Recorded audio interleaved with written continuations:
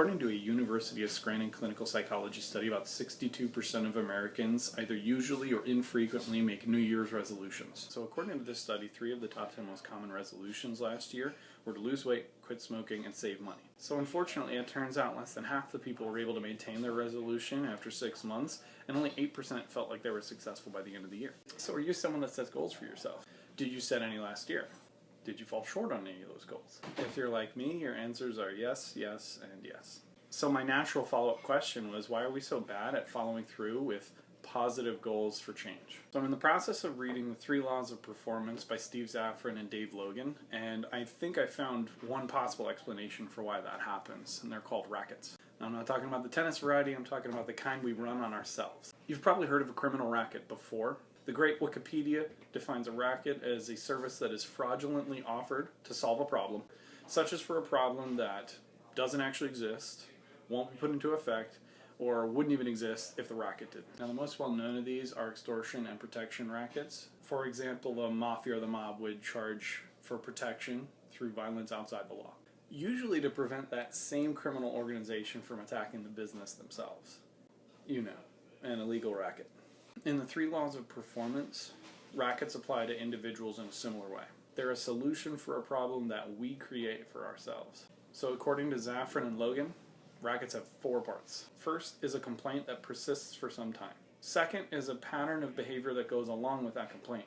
Third is a payoff for having this complaint, and fourth is a cost for that behavior. Now, the example that they use in the book is of a wife complaining every time a husband comes home late. So when a husband comes home late, a wife would complain, act aloof, or withdrawn. Now, the payoff for the wife is she gets to feel like she's in control and make her husband feel wrong.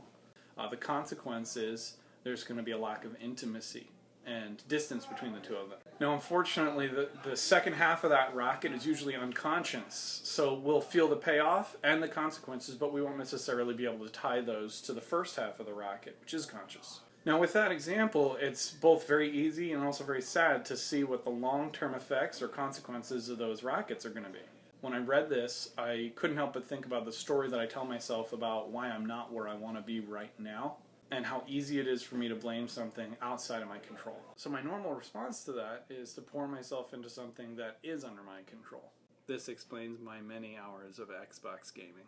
So my goals, my ambitions, they get discarded, and meanwhile I make myself feel good and feel significant with the things that I can control. All the while I'm keeping this scorecard with all the hash marks for all the times when things didn't go the way I wanted them to do, and how it was everyone else's fault but my own. So this is a big part of why my goals for positive change are really difficult to uphold. When I run into a challenge, I don't choose to start my racket loop, but that's the killer. Half of it is unconscious. It's on autopilot. Now, I can only speak for myself, but I have to wonder if anyone else has this problem they want to correct long term for weight loss or smoking or saving money, and they've had a routine of failing and correcting. Do they have a racket of their own? The first step in correcting a problem is recognizing that there is one. Are you playing into your own racket?